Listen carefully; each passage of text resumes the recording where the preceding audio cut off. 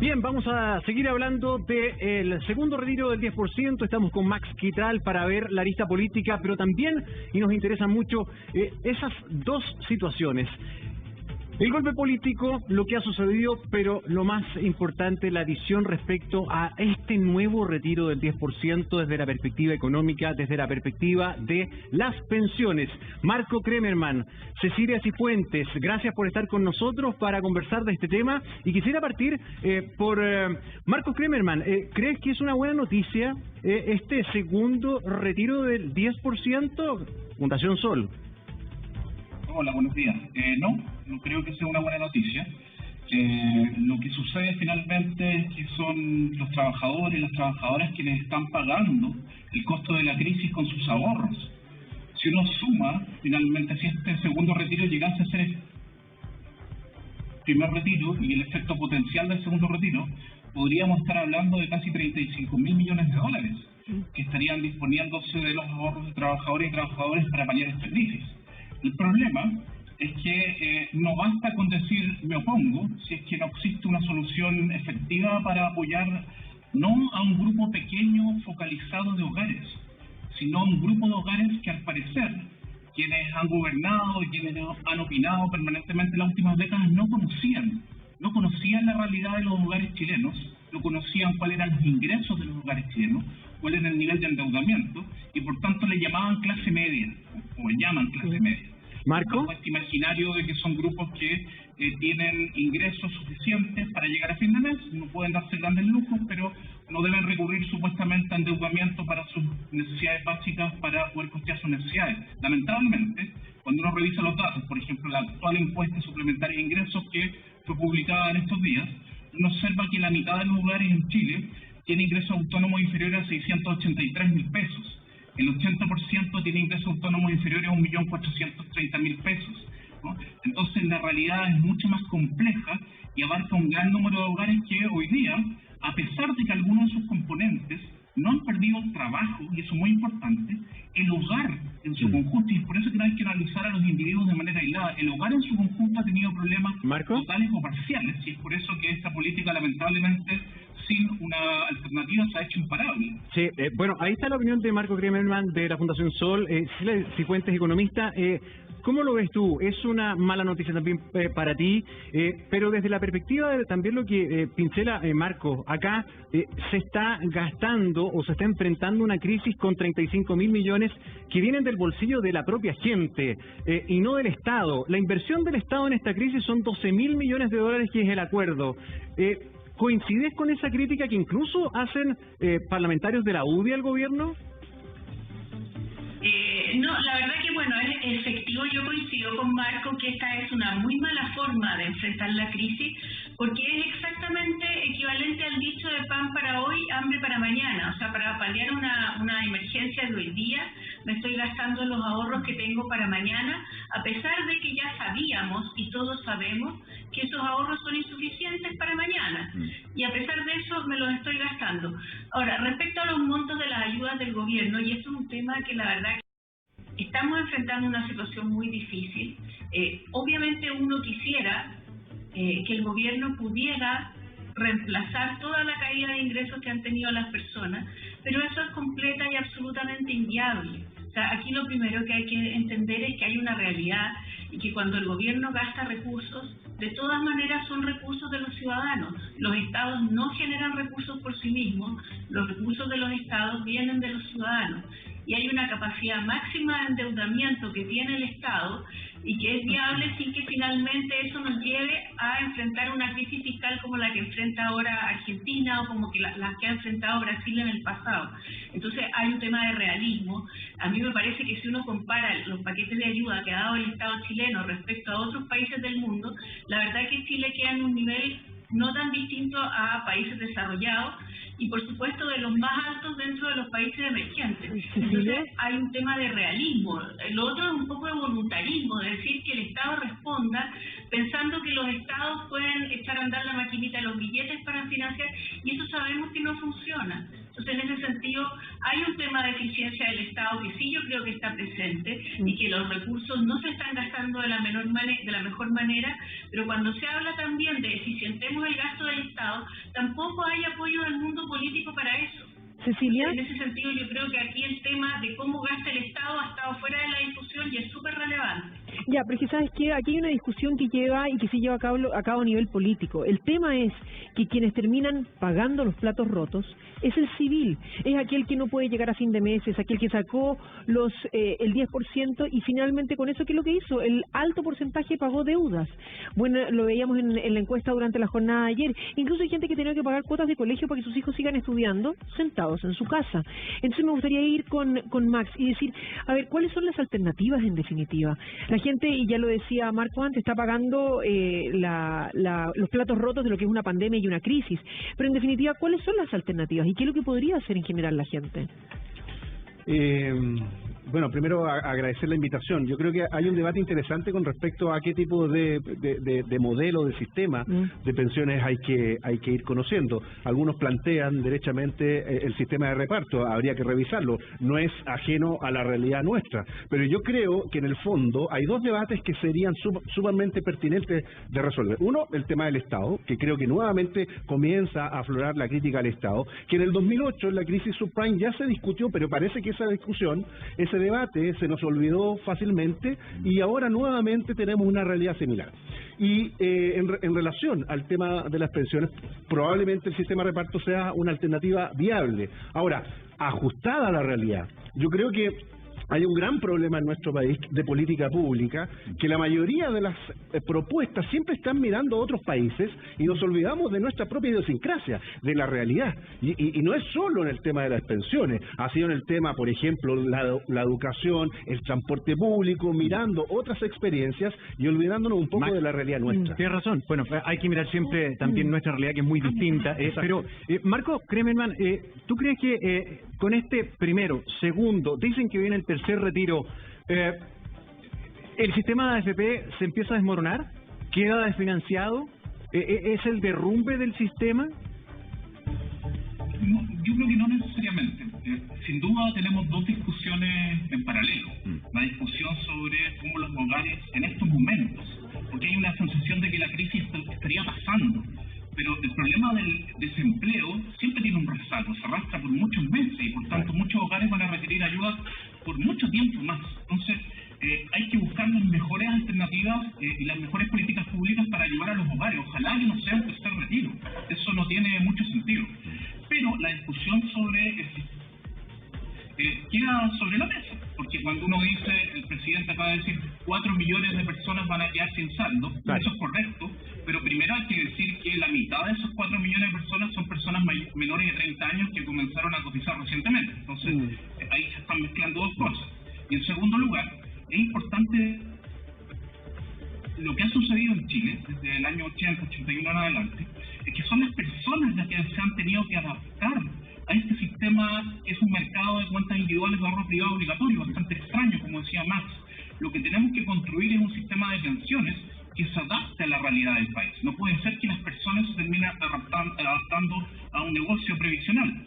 Y en ese sentido, creo que más allá de que si se derrumba o no el sistema, creo que lo importante es que tengamos un espacio democrático para construir un nuevo sistema de pensiones, donde puedan haber muchas alternativas y democráticamente se tienen que discutir. Yo al menos propongo que esto se piense en base a los pisos de seguridad social que propone la OIT. Es decir, pensemos en una pensión mínima no contributiva, universal, que cumple un principio de suficiencia, que permita a cualquier persona que se jubile en el país, de acuerdo a la realidad chilena, no morirse de hambre. Un segundo piso que es propio de la mayoría de los países del mundo, intergeneracional, en reparto, moderno, con reservas técnicas o ahorros para enfrentar shocks demográficos y económicos, y un tercer piso que democráticamente podría ser voluntario u obligatorio, que podría ser el espacio de las cuentas individuales. Esa discusión no la hemos tenido, al menos permitamos tener esa discusión. Bueno, y Cecilia, ¿cómo lo ves tú? Estos retiros, estos 10%,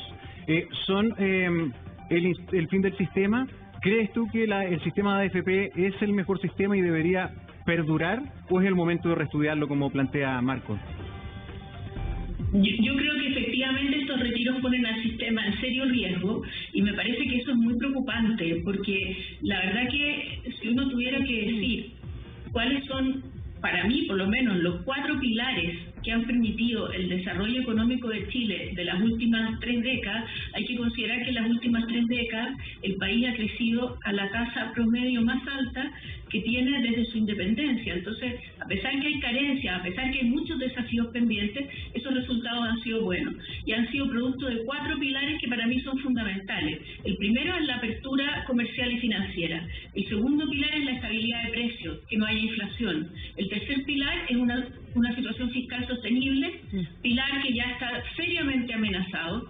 Y el cuarto pilar es el sistema de capitalización, el sistema de ahorro, que permite mucho más que financiar pensiones. Es un elemento fundamental en que Chile tenga un sistema financiero que permita que la mayoría de las personas tengan acceso a productos financieros, que permita el desarrollo. En este minuto, 2 patas de esa mesa se están cayendo y lo que vamos a ver es que la mesa se nos va a caer y se va a amenazar el desarrollo futuro. No hay ninguna de las soluciones que plantea Marco, que a mí me parece que son aspiraciones muy válidas. Querer poder pagar mejores pensiones, querer tener pisos mínimos de pensiones, que haya apoyos a la clase media en materia de pensiones, todo eso requiere como condición que el Estado tenga recursos. Y para que el Estado tenga recursos, el país tiene que crecer. No hay otro camino. Si destruimos las bases del crecimiento económico, no hay ninguna posibilidad de aspirar a solucionar las demandas sociales. Y creo que eso se ha dicho en forma muy poco clara en la última década y es uno de los problemas que tenemos. Sin crecimiento económico no hay ninguna posibilidad en Chile de resolver sociales. Sí, Cecilia, perdón que te interrumpa, lo que pasa es que me gustaba mucho este ejemplo de la mesa, que tú decías que básicamente queda inestable con estos retiros, pero o se está comunicando mal o efectivamente es así, cuando nos decían de que de verdad iba a ser casi que catastrófico con el primer retiro del 10% y hay una sensación de que no pasó nada. Entonces con este segundo retiro la sensación, al parecer, está siendo la misma. Entonces, ¿es la AFP el mejor sistema o no finalmente, o porque no se está viendo reflejado en las pensiones que se están recibiendo? Mira, te quiero mostrar una portada recién publicada. Dice: en septiembre hubo casi 7.000 nuevos jubilados por vejez y el monto promedio de pensión es de 304.000 pesos. Que sabemos que con 304.000 pesos mucho no se puede hacer y no es una buena pensión. Entonces, claro, ¿qué opinas tú con respecto a eso? Porque puede ser que el sistema es espectacular, pero en las pensiones no se refleja que es espectacular. Claro, porque tenemos muy poco ahorro para lo que se requiere. Cuando se estableció este sistema de pensiones, con la expectativa de vida que había en ese momento y con las tasas de retorno que había en ese momento, sería equivalente a que ahora tuviéramos una cotización de casi 20%. Y lo que pasó es que nunca subimos la tasa de ahorro. Ahora, que el sistema de capitalización es mejor que el reparto, lo demostró el propio Piketty, este economista de izquierda, que en sus estudios mostró que el retorno del capital en el largo plazo es más alto que el crecimiento de los salarios. Y en ese sentido, el reparto se basa en el crecimiento de los salarios. La capitalización se basa en el crecimiento de los retornos del capital. Está demostrado que es más alto. Entonces, el sistema de capitalización a la misma cantidad de aporte da mejores pensiones que el reparto. Eso está demostrado matemáticamente. Y lo que ocurre es que el aporte que estamos haciendo es muy bajo. Y no solo porque el 10% es muy bajo, sino porque también en promedio las personas cotizan aproximadamente la mitad del tiempo que tienen que cotizar. En este minuto la relación de cotizantes a personas afiliadas es un 50%. O sea, solo un 50% de las personas que están afiliadas al sistema están ahorrando. ¿Cómo va a haber buenas pensiones si no hay ahorro? Cecilia, sí, es que justamente yo creo que tocas un punto súper importante. Ya le quiero preguntar a Max, pero antes de eso veía a Marco que estaba haciendo que no con la cabeza. Max, ¿cuál es tu opinión al respecto? ¿Es el sistema, son los sueldos, es la realidad de nuestro país? Yo creo que lo que dice Cecilia es incorrecto, eso no está demostrado matemáticamente. Un sistema de cuentas individuales es imposible que matemáticamente entregue buenas pensiones. Nosotros hemos publicado distintos documentos donde mostramos cómo se calcula la pensión. Esto se llama el capital necesario unitario, CNU. Tú requieres en promedio 100 millones de pesos para construir una pensión promedio, un poco más alta para los hombres y más baja para las mujeres, de 400.000 pesos. Y menos del 10% de los afiliados que está a punto de jubilar tiene ese monto. Con la caída de las tasas de rentabilidad, como decía Cecilia, y con la realidad chilena, eso es imposible. Es como esperar 40 años más a ver si se cumple de nuevo esta promesa.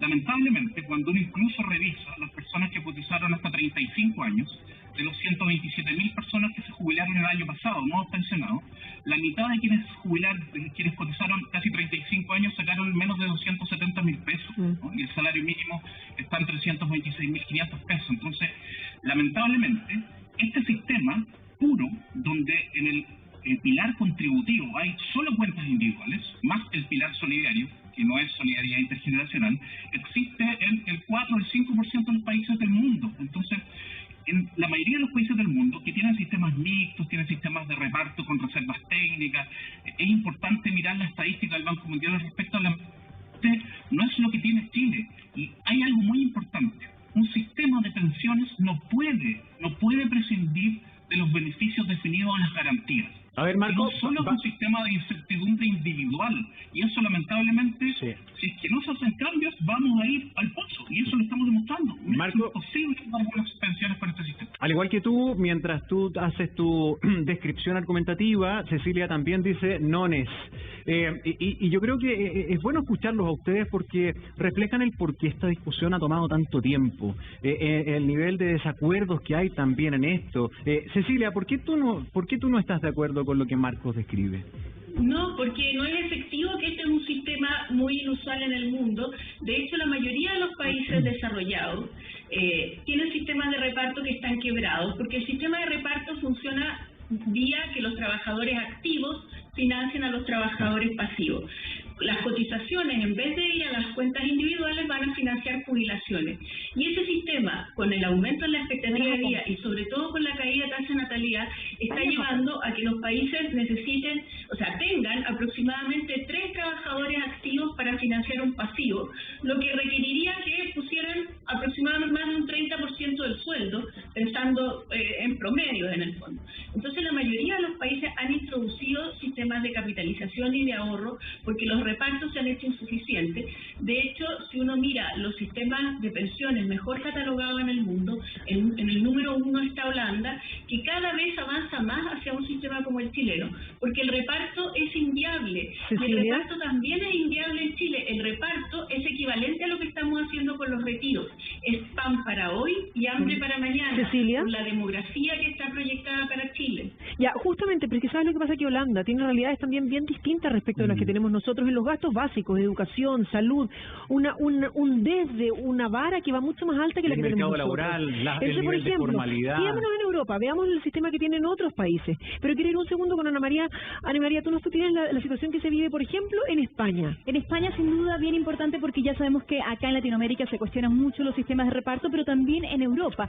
Allí lo vemos en imágenes. En España hay un sistema de reparto, es decir, los trabajadores tienen que aportar para las pensiones actuales, los más jóvenes. Por eso también el tema de la demografía es clave, porque obviamente España tiene un envejecimiento de población considerable similar al de Japón, por ejemplo. Por eso estos países, por eso se habla tanto de adaptarse a las realidades, porque han cambiado muchísimo las realidades. Hay 2 tipos de pensiones también, por ejemplo, la básica, la elemental, y también para las personas que no tuvieron cotizaciones, pero es una pensión solidaria, es decir, para las personas que no trabajaron, también el Estado te aporta con esto. Baja natalidad, entonces, es el problema, porque aumenta este déficit en el sistema, y por eso es que también se han visto protestas en España. Hay más adultos que jóvenes trabajando. Ya por eso se desfinancia el sistema y está en severo compromiso. Pero y hay un déficit también en cuanto a lo que reciben, a lo que gastan en ese sistema. Por eso han habido protestas también. El año pasado hubo protestas en España por el tema de pensiones y los adultos mayores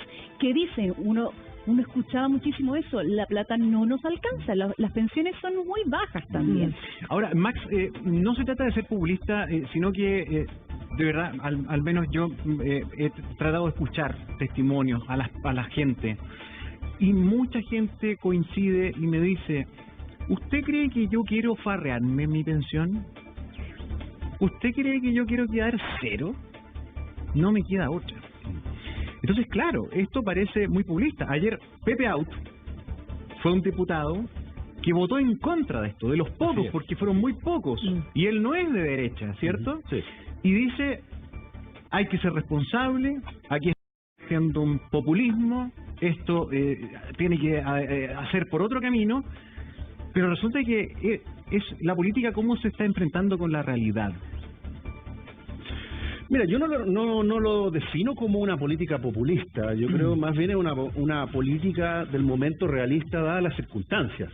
Y que lamentable que la crisis sanitaria haya vuelto a exponer la cruda realidad social que vive nuestro país. O sea, el ministro de Salud sorprendido de hacinamiento cuando esto se viene denunciando y se viene explicando en distintos espacios, pero que te da cuenta de la desconexión que hay de un sector político que parece que no entiende que hay un grueso de la población que hace muchas peripecias para terminar a fin de mes. O sea, en educación tienen que hacer bingo completada, en salud para qué decirte. Entonces, el tema de la pensión es otro de los elementos que en nuestro país está exponiendo la fragilidad social.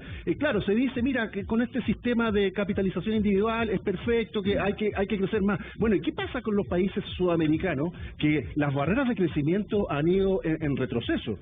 Nuestro país es un país que se expone permanentemente a crisis internacionales. No es una economía que esté preparada fuertemente para los choques internacionales. Bueno, de hecho, eso también es una variable, también es una variable importante. ¿Y el sueldo, Max?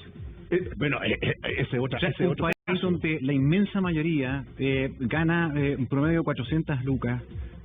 O sea, dice, le hablan de ahorro, le hablan de... Claro, el porcentaje que puede ahorrar en este sistema y en este mecanismo o en cualquiera que se pusiera por delante es muy bajito. Pues. No, y con una canasta familiar altísima, porque aquí se paga todo. Pues, si ese es el asunto. Es que, de repente solamente se mira el sistema de pensiones, pero resulta que el mercado del trabajo también tiene muchos problemas, estamos, ¿no? Claro, porque estamos pensando prácticamente en un mercado de trabajo espléndido, pero aquí hay gente que vive procesos de desempleo, que tiene lagunas, que no logra incluso la posibilidad de empleo para los jóvenes. No, además, además las movilizaciones de las cuales se habla acá están siendo impulsadas por los jóvenes porque están viendo un futuro que realmente es bastante desolador. Es que cuando te dicen además tienes que cotizar más, la respuesta, ¿estáis loco? ¿Cómo voy a cotizar más? ¿Y qué es lo que hace la gente? No voy a cotizar un porcentaje más porque mi sueldo es bajísimo. ¿Y qué es lo que hace la gente para tratar de cotizar más? Tiene que conseguirse un nuevo trabajo. Entonces está desde las 6 de la mañana hasta las 11 de la noche para tratar de tener un sueldo digno para poder cumplir sus responsabilidades. Entonces eso a mí realmente, si eso no es un tema social que hay que mirar y preocuparse, realmente estamos en una dimensión desconocida. Marco, pero a ver, Max, preguntarle a Marco en este caso, se supone que van a quedar 4 millones de personas cero, sin fondo, sin saldo. ¿Cómo va a financiar el Estado este pilar solidario para esa cantidad de chilenos? Porque en el fondo va a quedar casi que una generación, estos 4 millones de personas con una pensión tan baja que ya venimos alegando hace tanto tiempo que son tan bajas. Sí, no, pero eso hay que ponerlo en perspectiva, más allá de que efectivamente hay un costo. Yo les comentaba que la mitad de esas personas tiene menos de 30 años, no vale decir, van a quedar sin sus 800.000 pesos, 500.000 pesos, que descompuesto podrían generar cierta rentabilidad, pero eso no significa que queden sin nada, porque después van a seguir cotizando dependiendo si se formalizan o no en trabajos posteriores. El problema es más de fondo, desde mi punto de vista. Cuando vemos las estadísticas de la Superintendencia de Pensiones y observamos que del millón de pensiones de vejez que se pagan, la mitad de las autofinanciadas están por debajo de 150.000 pesos, eso es gravísimo. Es gravísimo, insisto, el propio gobierno, que tiene una sensibilidad distinta a un sistema de seguridad social, ha tenido obligatoriamente que colocar sobre la mesa en su discusión del proyecto de pensiones, colocar de la cotización adicional que se está discutiendo 3 puntos a solidaridad intergeneracional, porque ha reconocido que es la única manera de mejorar las pensiones actuales, porque esto no se le puede hacer esperar 30, 40 años más a las personas. Las pensiones actuales, desgraciadamente, son muy, muy bajas, y yo insisto, más allá de lo que se dice permanentemente, porque el objetivo de un sistema de pensiones no es que el país crezca o fortalecer el mercado financiero. El primer objetivo de un sistema de pensiones es pagar pensiones. Y eso no podemos olvidarnos de aquello. Cecilia. Por tanto, Chile tiene un sistema que lamentablemente es extremo. Lo que dice Cecilia no es así. De 30 países que privatizaron parcial o totalmente su sistema de pensiones después de Chile, 18 ya aceptó parcial o totalmente un sistema público. En general lo que sucede, y eso está publicado por la OIT, y por eso que hay que citar estudios concretos. Sí, es el estudio de la OIT que se llama Reversión de los Sistemas Privados de Pensiones. Está disponible en la página web. Sí, es importante estudiar los casos de Croacia, de Hungría, de Polonia, etcétera, y ver que lo que dice Cecilia no es una realidad. Los países de Europa Occidental, salvo el caso australiano y Israel, todos tienen en su pilar contributivo un pilar de reparto que coexiste con un pilar de cuentas individuales o que no coexiste y que tiene ahorro colectivo capitalizado, que son estos fondos de reserva técnica. Hay un informe de la OECD que muestra cómo el sistema de Estados Unidos, que creó su fondo de reserva técnica en el año 40, el de Japón, que lo creó en 2006, tienen estos excedentes. Por tanto, es interesante que hagamos una discusión informada sobre lo que se viene ahora en adelante. Sí, vamos con Cecilia para escuchar también su argumento al respecto, pero más allá del debate, de quién tiene los mejores datos y tal, me gustaría llevarlos también un poquito a la cuestión que le preocupa a la gente. O sea, aquí tenemos 4 millones de personas que se van a quedar cero. Entonces, ¿qué va a pasar con ellos? ¿Cómo está el escenario hoy día, Cecilia? ¿Qué crees tú que pasa con ellos? ¿El Estado va a tener que responder por medio de un pilar solidario, por medio de un gasto fiscal incrementado? ¿Es la única vía? ¿Y eso se va a ir incrementando más? ¿Más de 4 millones de personas? Bueno, aquí hay que decir, como dice Marco, efectivamente, parte importante de estas personas que se quedan sin saldo son personas que llevan poco tiempo cotizando. Ahora, eso no es inocuo en el fondo, porque el beneficio del sistema de capitalización es que son ahorros que obtienen retornos por muchos años. Y resulta que mientras más ahorra uno al principio, eso es lo que obtiene durante más tiempo retornos. Entonces tiene un costo bien importante quedarse sin fondos siendo joven, a pesar que uno piensa que me quedan muchos años.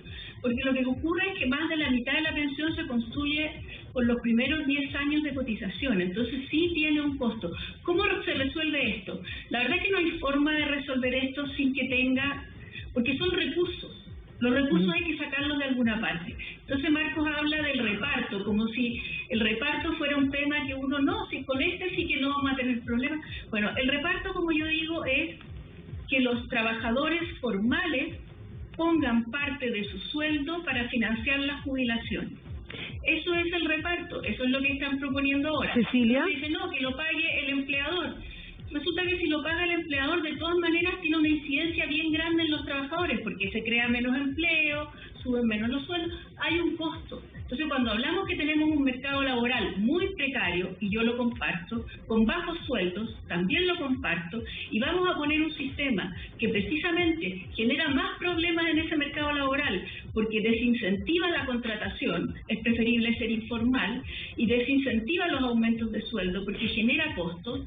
Entonces, hay que tener presente eso, que el reparto es vestir un santo y desvestir otro, no Cecilia. es una solución. Y respecto, un minutito cortito, ese estudio no es de la OIT, efectivamente lo hicieron personas que trabajan en la OIT, pero no es de la OIT, y la verdad que el estudio ya ha sido corregido, y hay varios países, por ejemplo, se dice que Venezuela terminó con su sistema de capitalización, pero Venezuela nunca tuvo un sistema de capitalización, tiene una serie de errores técnicos ese estudio. Bueno, a ver, también hay otros como Argentina que también tienen una situación que se está hablando similar. Estamos conversando, para quienes se van sumando a nuestra sintonía, con Cecilia Cifuentes, directora ejecutiva del Centro de Estudios Financieros de la Universidad de los Andes. También está con nosotros Marco Creman, economista de la Fundación Sol, economista Max Quintral. Y Marcos había mencionado el tema de los sistemas que en otros países puede siempre servir mirar hacia afuera, aunque tengan realidades diametralmente distintas a la nuestra, pero ¿cómo esos sistemas se podrían adaptar al nuestro? Le preguntamos a Ana María. A ver, en Dinamarca, Ana María, ¿cómo se ve la situación? ¿Y podría ser algo que nos podría ayudar a nosotros al menos? Bueno, es bien importante lo que tú dices, realidades completamente distintas, sobre todo porque además Dinamarca, al igual que los países nórdicos y Suecia, tiene el tercer mejor, digamos, sistema de pensiones del mundo. Lo vemos de inmediato en la pantalla. Lo más importante, tener 67 años y haber trabajado durante 40 años. Esto es clave por el tema de las lagunas, es decir, si usted no trabajó los 40 años, no puede cobrar esta pensión aunque tenga los 67 años. El pilar es más solidario, es de un 16%, además es un sistema mixto, público-privado. Entonces, ¿cómo se conforma? Un 17% máximo de mi sueldo, digamos en un sueldo medio. Luego viene el pilar solidario, que estamos hablando de un 16%, alta el aporte, digamos. Alto, sí. Y posteriormente tienes el ATP, que es el privado. El privado, a su vez, se va conformando con el trabajador trabajador y la empresa, digamos, se compone con estos dos pilares. Por eso es un sistema mixto privado y hay que tener 67 años para acceder a esta pensión y haber trabajado 40 años. Es muy importante el tema de los años, de las lagunas, que eso acá nos afecta muchísimo porque las personas, y esto aplica también para los sistemas de reparto. Sí, absolutamente. Yo le pregunto a Marco Kremerman, una de las cosas que ha provocado también el 10% de los retiros es que la gente se ha dado cuenta, con sus cosas buenas y malas, que la plata está ahí y que la plata es tuya. Y que puedo recurrir a ese capital mío, personal, individual, cuando se producen problemas como el que estamos viviendo. Un sistema de reparto no lo permitiría, ¿verdad? Justamente esa es la discusión, por eso cuando yo hablaba al comienzo de la conversación decía que no estaba de acuerdo per se con el retiro, ¿no? En un sistema de seguridad social que no tenemos, en general los fondos para las pensiones es para pagar pensiones. Cuando hay crisis económica, para eso están los activos de los estados, está la capacidad de endeudamiento, ojalá poder tener un sistema tributario más justo y más progresivo, pero no deberíamos estar enfrentando una crisis con los ahorros de los trabajadores y trabajadoras. Entonces, claro, en los últimos 40 años nos hemos formateado con la idea de que estos míos son los míos, yo me ayudo a mí mismo, y está este fondo de cuentas individuales, pero en estricto rigor, una lógica colectiva no significa quitarle el dinero a nadie, ni todas esas palabras que se usan en el debate que de alguna manera bajan el nivel de robar, quitar, expropiar, sino que es pensar la seguridad social, vale decir, cómo una sociedad, desde que una persona nace hasta que muere, organiza las contingencias que ocurren en la vida de manera colectiva. ¿Sí? Ya, pero es que justamente ese espíritu colectivo es el que queremos discutir y si podría aplicarse en nuestro país. Tenemos que hacer una pausa cortita, volvemos de inmediato. Acompáñanos. ¿Está pensando en su casa nueva? Bueno, Casa Santa María es la solución. Expertos y líderes en casas prefabricadas en nuestro país lo invitan a que construya su nuevo hogar hoy mismo. Ingresa a gsmcasas.cl y compra de manera online todos sus modelos con increíbles ofertas. Quédate en casa y recuerda, Casa Santa María, ellos construyen tu casa, tú construyes tu hogar. Gonzalo. Seguimos hablando del 10%, seguimos hablando del sistema de pensiones. Max Quitral, desde el punto de vista político, se dieron varias señales y varios mensajes y bastante claros y teledirigidos. Incluso Pepa Hoffman, una diputada oficialista que ha sido siempre bastante fiel con el gobierno, dijo que la relación cambiaba y que no estaban dispuestos a asumir el costo de la impericia del gobierno. O sea, acá también hay un nuevo cuadraje dentro del conglomerado oficialista. O sea, evidentemente, ¿quiénes van pagando los costos? Más que cuadraje, perdón, están dejando bien solo al gobierno. Claro, porque es que además es un gobierno que obtuso en esa materia, no se le dijo los alcaldes que están ahí en terreno y que tienen la realidad en su propia cara. También le entregaron mensaje al gobierno que tomara decisiones y políticas públicas que atendieran realmente a la crisis, a la profundidad de la crisis. Y lamentablemente las medidas que se adoptaron desde la moneda era endeudamiento, cuando la gente ya no quiere más endeudamiento. Entonces ahí hay una desconexión absoluta. Entonces partidarios del gobierno, militantes, en fin, comenzaron a observar que parece que la situación del 10% era una alternativa. Y el costo político es evidente.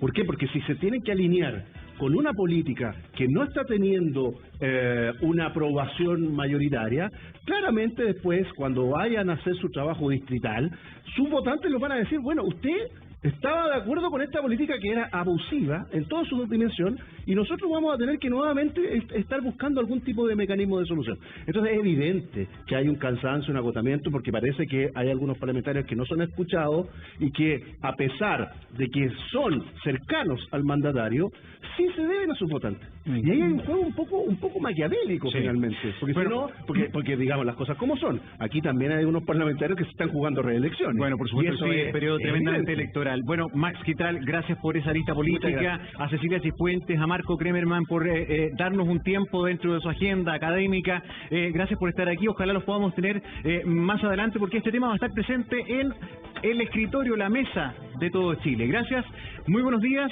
y vamos con noticias de último minuto, 11:41. Mauro Buentenado nos está llamando a esta hora. Mauro. Así es, Gonzalo, una noticia de último minuto y llegamos hasta acá, hasta la comuna de Pedro Aguirre Cerda, para contarles la historia de Edith Fernanda, una mujer de 30 años que tiene capacidades mentales diferentes y un trastorno bipolar asociado.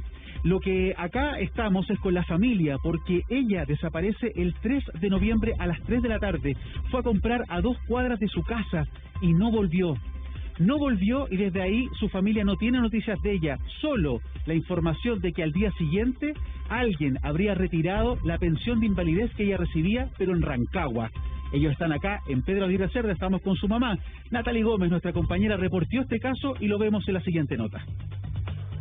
En todos y cada uno de los rincones de esta casa, Edith demostraba su amor y fanatismo por la red social TikTok. Ay, qué lindo es ser soltera. Puede que la gente piense que somos amigos, pero aquí está claro que eso a mí me gusta. Pero hoy no hay nada de eso. En el hogar no hay más que pena, congoja y desesperación porque la familia le perdió el rastro a esta mujer. Hace 6 días. Hace 6 días que mi hermana no llega. Edith Bello es considerada una persona especial. Tiene 30 años, pero un trastorno de desarrollo intelectual y bipolaridad mantiene sus pensamientos y sensaciones en la niñez. Es, como lo describe su hermana Emma, una mujer pequeña, la reina de la casa, el alma al que todos cuidan.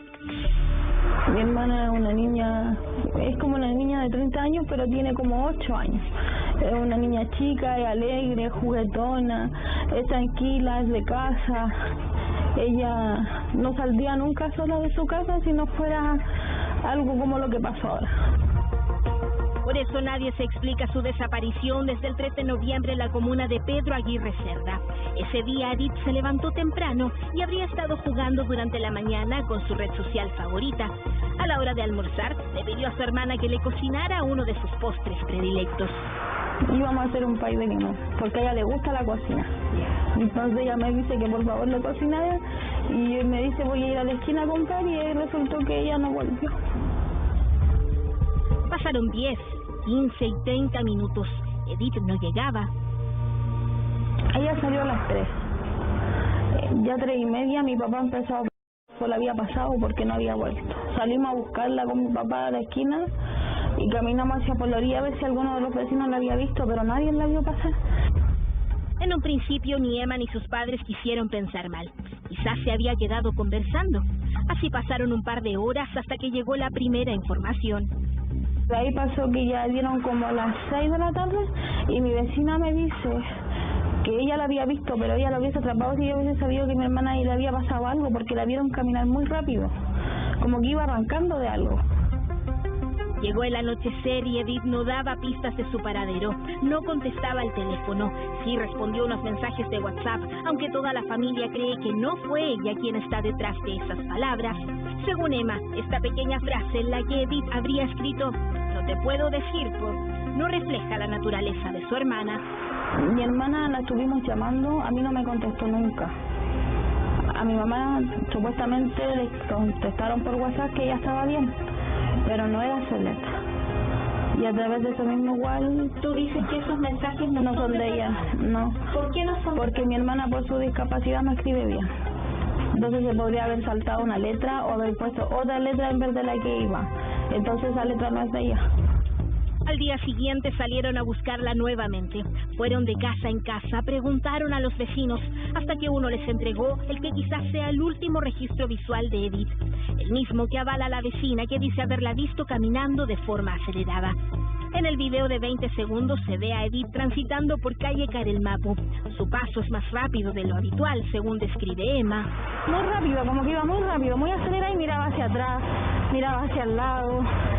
Entonces, eso es lo raro que nosotros encontramos. ¿Cómo sale vestida ese día tu hermana? Sale con hawaianas negras, calza cortita, como hasta un poquito arriba de la rodillita, y una polerita sin manga, plumita como con sequito. O sea, es una tenida completamente de casa, no es para salir. No. Tú me estabas diciendo que ella es bien pretenciosa, le gusta maquillarse. Ese día nosotros estuvimos haciendo aseo, entonces no se arregló nunca. En ese mismo trayecto es que se habría encontrado con Karen, una vecina. y venía corriendo. Entonces yo la veo, la identifico y le digo, hola, ¿cómo estás? Y la alcanzo a parar unos segundos y ella me dice, hola vecina, ¿cómo está usted?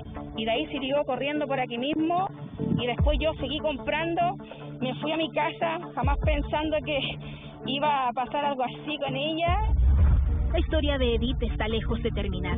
Mientras su familia la buscaba por los barrios cercanos a la casa, ella habría recogido su pensión de invalidez, un subsidio que tendría desde niña por su condición. Lo llamativo es que el cobro se habría realizado en Rancagua. Ella tenía que pagarse el día 5 de este mes, pero ella se perdió el día 3 y el día 4 ella ya se estaba cobrando su pensión en la caja de Loeres de Rancagua, que creo que está ubicado en la calle Brasil. ¿Cómo se enteraron ustedes? Porque se me ocurrió llamar al IPS. Porque yo le dije a mi mamá que a lo mejor esa era una forma de poder averiguar de ella, para saber dónde estaba, porque nosotros pensábamos que estaba en esta población. No nos dimos cuenta, nunca pensamos que iba a llegar tan lejos porque ella no conoce. 160.000 pesos que todos los meses esta mujer llegaba a cobrar a una caja de compensación cercana a su hogar. Las cosas no son fáciles para la familia Bello Yáñez. Hasta antes del 3 de noviembre la preocupación estaba enfocada en el padre de Emma y Edith, enfermo de cáncer.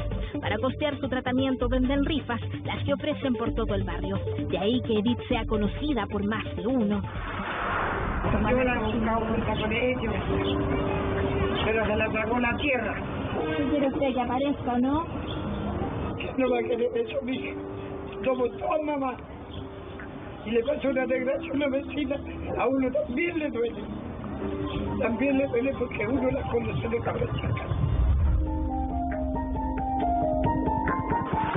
Calle Carelmapu, Edith habría pasado por esta calle justamente según lo que dice el video, lo habría hecho casi corriendo, una situación anómala para su familia, y ellos mismos se han dedicado durante todo este tiempo a tratar de buscarla con todas las instancias posibles, incluso con algo tan básico como un letrero en todas las casas, por lo menos de esta población. Algunos vecinos dicen que Edith habría subido ese 3 de noviembre pasadas las 3 de la tarde a un auto gris. Otros dicen que no lo habría hecho por su voluntad propia. La familia ha dedicado a esparcir por redes sociales la desaparición de esta mujer. Y no hay duda que a todos les llama la atención que aparezca el pago de la pensión de invalidez en Rancagua. Es por eso que para Emma las cosas acerca del paradero de su hermana están más que claras. Nosotros pensamos que la secuestraron. Eso es lo que pensamos nosotros, lo que piensa la mayoría de los vecinos, porque no tenemos algún otro indicio de nada, solamente de que la tomó un autoplomo, de que la vieron pasar corriendo, que iba arrancando, y ahora último lo que supimos ya fue que ya la habían visto allá en Rancagua. La denuncia por presunta desgracia ya está interpuesta, pero ninguno de los padres de Edith está dispuesto a hablar de tragedia, solo quieren que ella aparezca. Si alguien sabe algo de ella, por favor, déme información en el hogar, a Carabineros, a PDI, por favor, para que vuelva. Además, mi señora es enferma y ella le ponía sus inyecciones. Dios quiera que esté viva, que nada le pase. Mi hija, que venga porque yo estoy enferma, tengo diabetes y quiero que ella me inyecte porque ella me inyectaba. Y quiero saber dónde está y la echo de menos. Emma, en tanto, camina por el barrio buscando pistas de su hermana con vecinos y amigos, a la espera de abrir la puerta de su casa y encontrarse de nuevo con ella, bailando en el living, como tanto le gusta.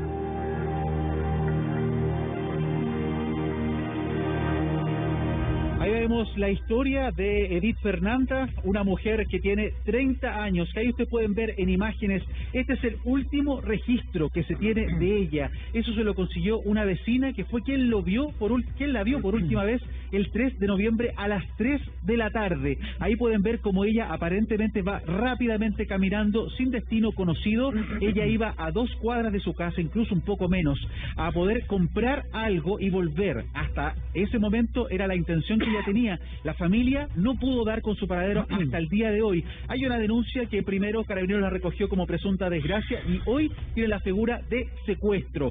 El dato no menor que menciona la nota de nuestra compañera Natalie Gómez tiene que ver con este retiro del dinero, que es una pensión de invalidez que habría recibido constantemente producto de su condición desde niña, y esta es retirada en Rancagua al día siguiente, el día 4 de noviembre. Estamos con su madre, la señora Benedicta, que acá está preocupada, está desesperada también, porque acá hablamos de una niña que puede estar frente a cualquier tipo de riesgo y con una persona que incluso usted la llamó aparentemente hace pocos días. Sí, me llamó y me dijo que lo dejara tranquilo, nada más. Y por eso quiero saber dónde está mi hija, porque estoy preocupada de ella. ¿Cuándo usted recibió la llamada de este sujeto que supuestamente tendría a su hija o estaría con ella? El domingo a las 5 de la tarde, por mi teléfono, y me dijo que lo dejara tranquilo y me cortó. Y después volví a llamar yo y me pagó el teléfono. Esto es un teléfono que no estaba registrado, no es el del teléfono de Fernanda particularmente. No, no es de ella, el número es. Ahora, ustedes, me imagino que la desesperación del momento de ver que su hija no volvía a su casa, aparentemente también muchos la vieron subir a un auto contra su voluntad, un auto desconocido. ¿Su hija le había comentado algún plan, que ella tuviera alguna intención, algunas ganas de salir más allá de la comuna o a otra región particular? No, ninguno, porque ella nunca me decía que ella nunca se iba a ir de aquí porque me iba a cuidar. Como yo tengo epilepsia, diabetes, mi marido estaba enfermo de cáncer, ella me dijo que ella me iba a cuidar. Ahora, ¿qué han podido recoger durante estos días? ¿Qué información le ha dado la propia policía? ¿Los vecinos le han dado algún dato, alguna pista? ¿Ha recibido alguna otra llamada? No, ninguna más. Es el único el día domingo. Claro, lo que menciona la señora Benedicta, muchachos, tiene que ver con un contacto que ella recibió el pasado domingo, donde una persona, que sería un hombre con un número desconocido para la familia, le habría dado la indicación de que los dejara tranquilos. Ellos asumen que sería la persona que estaría o tendría a Edith Fernanda, de 30 años, pero no está confirmado aún, porque el celular de ella, de Fernanda, no está prendido desde el día 4 de noviembre, desde la última, desde el último contacto que habría tenido con una vecina, donde incluso, señora Benedicta, es su propia hija aparentemente la que envía un audio donde ustedes reconocen que es su voz, pero no es la forma de hablar que tendría ella. Sí, ella es la voz de ella, pero lo que como habla no es ella, porque ella se pasuadea de repente y no era ella. Parece que la estaban obligando a hablar así. Desde ahí, desde ese momento en que reciben este audio, ¿hay intentos de su parte de poder comunicarse con su hija a través de este mismo teléfono? Claro, lo llamé y lo apagaron. Apagan, solamente llaman y pagan. Y después no sabemos nada más de ella hasta este momento. Ahora, ¿ustedes se enteran también del retiro de esta pensión de invalidez que habrían girado el día 4 de noviembre en Rancagua? Esa inquietud o esa información, ¿por qué ustedes vieron por esa puerta más o menos cómo llegar a saber el destino de su hija? Porque yo, como yo soy la apoderada de ella, yo fui a pagarme a donde vivo yo, aquí en vecinal. Y fui, la señorita del OERO y me dice, no, si usted había llegado 5 minutos antes, había pillado a su hija. Pero eso fue una mentira, porque después nosotros llamamos con mi otra hija al IPC, y el IPC me dijo que no, que se había pagado a las 10:30 de la mañana, pero en Rancagua. ¿En un giro que habían realizado? Claro, en un giro que habían realizado, pero no sabemos si ella o la obligaron a sacarla su platita. Pero ella podría haber girado esto de manera personal, porque usted era la apoderada de ella. Claro, no, pero es que ella, como su edad tenía 30 años, ya te podías pagarse sola. Pero pues andaba con su carnet. A lo mejor ella sacó con su plata su carnet. Claro, es bien misteriosa esta situación, muchachos, que tiene que ver con este retiro, porque es en Rancagua, estamos en Pedro Aguirre Cerda. Es una niña que no salía fuera de la comuna, mucho menos va a llegar fuera de Santiago a retirar su dinero y sin contactarse con su familia. Mauro, ¿sabes qué? No, tremendo, y para cualquier mamá, lo que decía también esa vecina en el barrio, para cualquier mamá no saber dónde está su hijo es lo más angustiante que se puede vivir. Ahora, hacer una pregunta a la señora Benedicta, no sé si nos escucha o no. Cuando ellos se enteran que este retiro se realizó en Rancagua, ¿pudieron comunicarse con esa oficina? Señora Benedicta, muchas gracias por abrirnos la puerta de su casa, por confiar en que tratemos de ayudarle en lo que podamos. Gracias. ¿Usted pudieron contactarse con esa oficina? ¿Le dijeron si ella fue, si fue sola? Usted daba la hora, aproximadamente a las 10 de la mañana. 10:30 de la mañana, yo llamé a IPC. Ya. Y ahí ellos me dijeron que Edith se había pagado en Rancagua, no aquí en Santiago. ¿Y en Rancagua? ¿Llamó a la sucursal de Rancagua para saber si efectivamente existió ese retiro? No llamé. No, porque en ese momento quedé shock donde supe que se había ido a pagar. Porque ahí tal vez podrían tener alguna información de quién fue la cajera que la atendió, Claro. que si estaba ella sola, si no. Porque cuando hablaban de este auto gris, al que algunas personas decían que la habrían visto subir si no por su voluntad, podría haber sido esa la persona que la acompañó. Porque usted dice ella ya tenía 30 años, podía ir y cobrar sola. Claro. Ya, y no han llamado y no han tenido tampoco respuesta por parte de ellos. ¿Fernanda tendría amigos? ¿Habría tenido algún cercano? Aquí amigos no tenía, solamente conocido a los chiquillos de cuando eran chicos. Solamente siempre la veían, decía hola Peña, ¿cómo estáis? Pero amigos no tenía acá. Benedicto. Puros conocidos. Y ella no salía para la calle, nada.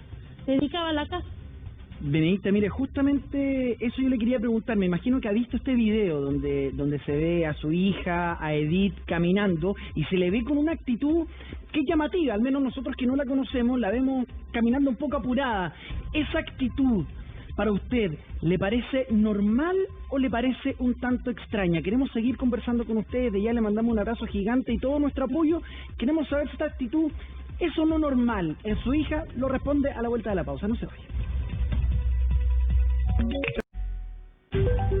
Bien, seguimos con la información del momento. Estamos observando lo que ocurre en la sala con esta discusión que tiene para rato. Se inscribieron todos los diputados para hablar. 3 minutos cada uno.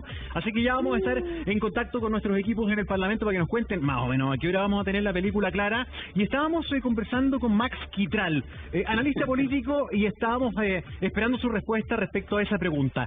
¿Qué importancia? ¿Cómo cambia la historia? Si son 93 votos o son 10 más, 103.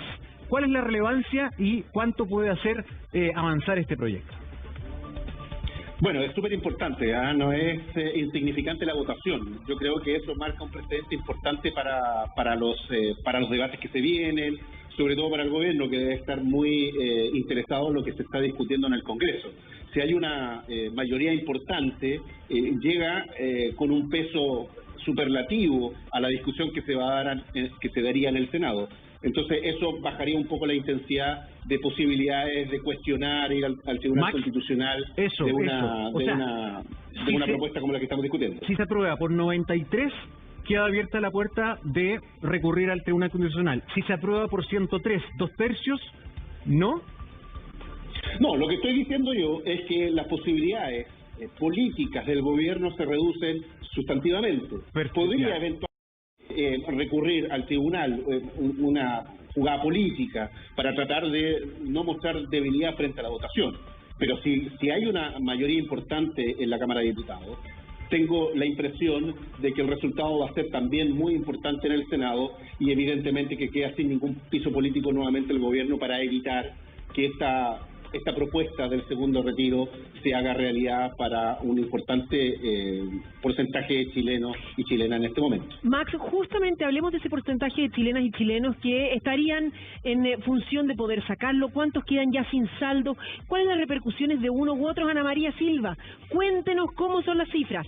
El argumento más potente, sin duda, para el gobierno son esas cifras, Carola, porque lo que dicen es que con el primer retiro, en donde 11 millones podían sacar esta plata, sacaron unos 9 millones o más, 2 millones se quedaron ya con sus cuentas en cero. Se proyecta que 2 millones más se vuelvan a quedar con sus cuentas en cero. ¿Pero qué pasa? ¿Por qué es tan importante o por qué serían más de 100 votos? Por el trabajo en terreno que han hecho los diputados. Se han encontrado con mucha miseria en los distritos, ¿ok? Entonces por eso podrían ser más de 100 votos. Pero explicamos de inmediato en qué va, cómo va a ser este retiro, el segundo retiro excepcional del 10% y cuáles son las diferencias con el primero. Yo les decía entonces que el monto es básicamente el mismo, pero todo el que tenga un sueldo imponible por más de 2.5 millones de pesos va a tener que pagar impuestos. Eso no estaba en la primera pasada. No estaba. Y esto no ha tenido el apoyo transversal, porque por ejemplo de RN decían algunos que no estaban de acuerdo con que pagaran impuestos ni siquiera ellos, que tenían sueldos de 2,5 millones de pesos. Antes de avanzar, yo he escuchado, me ha escrito gente respecto a este punto y dicen sí, tener un sueldo de 2,5 millones hoy día en Chile es un privilegio, pero ¿sabe qué? Yo no estoy solo. Entonces, yo tengo mi pega, yo tengo los 2,5, pero resulta que tengo a familiares que están sin ni uno, perdieron la pega, tengo una hermana que está sin pega, mi papá está con muy mal momento. Entonces dicen, no solamente pensemos que es un giro para mí, también es para el entorno. Ese es el argumento de quienes siguen defendiendo que no se cobre impuesto por el 2,5. Y un argumento también que sirve para echar abajo el tema de la focalización. Es universal, entonces todos tenemos derecho a retirar ese 10% y además, de nuevo. Pensemos que parte de lo que decían también los parlamentarios, esto es una situación de emergencia. O sea, en definitiva lo que se está buscando y por eso vas a retirar el 2%, ¿no? Claro. El 10%. ¿Quiénes pagan entonces estos impuestos? El que promedia en los últimos 12 meses unos 29.700.000 pesos al año, ¿ok? Esos son quienes pagan impuestos. Ahora bien, los retiros de este 10% se van a considerar también en este monto. Vamos a ver la siguiente gráfica. ¿Me entendieron lo del...? Sí, súper, profesora. Se suma. Si yo saqué 1 millón y gano... Ana María, yo de verdad te aplaudo. Vienes a hablar de internacional, vienes a hablar de economía. O sea, en cualquier momento no habláis del tiempo. Tiemble Iván Torres. Hice policial todo el año pasado, así que... tenemos todo. Un tipazo de Canarias. Ya, vamos. No, de todo. Hacemos de todo porque esto de verdad que nos importa a todos, es tremendamente importante. Yo estuve en terreno con el primer 10% y yo no dejo de pensar cómo va a ser ahora. Estuvimos en terreno en el primer 10% cuando las filas eran larguísimas, estábamos con la pandemia en su auge, había mucha incertidumbre y ojalá este proceso no tenga tantas dudas, tanta incertidumbre como el primero. Sí, está hablando el diputado Chalper, Diego Chalper. Vamos con la información del momento en el Congreso. ¿Qué dice? Le ofrezco la palabra a don Luis Rocaful. Tiene usted la palabra. Diego Chalper. Se prepara. A ver. Don Tucapel Jiménez. Tucapel Jiménez, diputado del Partido por la Democracia. Presidente, represento a la región de Arica y Parinacota y quiero esquematizar de alguna manera lo que está pasando en mi región. Frontera cerrada. Es decir, ni comercio ni salud, porque nosotros accedemos a la salud del Perú, por estar tan lejos de Santiago. Cuarentena hasta el día de ayer. Listas de espera en el Hospital Juan Noé, esperando que se desocupe una cama en Santiago. Barreras digitales para acceder al bono, al préstamo o al ingreso mínimo.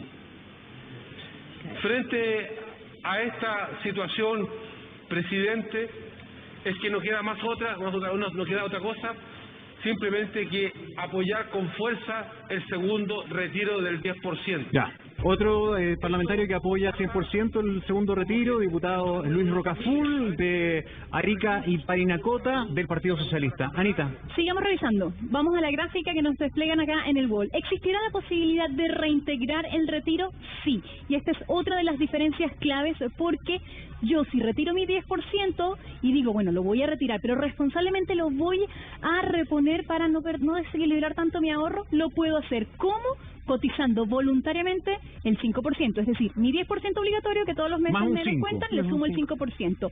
¿Puedo suspenderlo, descontinuarlo? Sí. Si no quiero seguir aportando este 5% voluntario, digo, hasta aquí llegamos y no pasa nada, nadie me va a multar. Y lo que decía la señora Jessica, a ella se le repuso después de 45 días. Solo con rentabilidad. Claro. Acá se abre la puerta de que tú puedes ahorrar más para reponer. Sobre todo bien importante esto con la gente joven. No sé si tenemos más gráficas acá en el wall. Sigamos revisando en qué va el segundo retiro del 10%, pero lo más importante es entonces de los impuestos y la devolución voluntaria.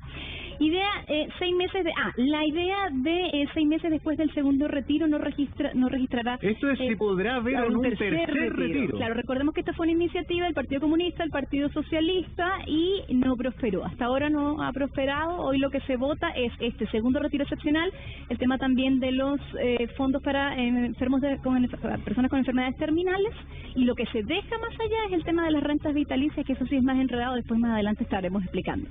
Entonces, claro, hay posibilidad que retire un 5% que tiene en los fondos también y fue una idea que se declaró inadmisible. Perdón, un 5% era la idea, digamos, de retirar. No un 10, un 5, claro. No tuvo consenso, no tuvo apoyo.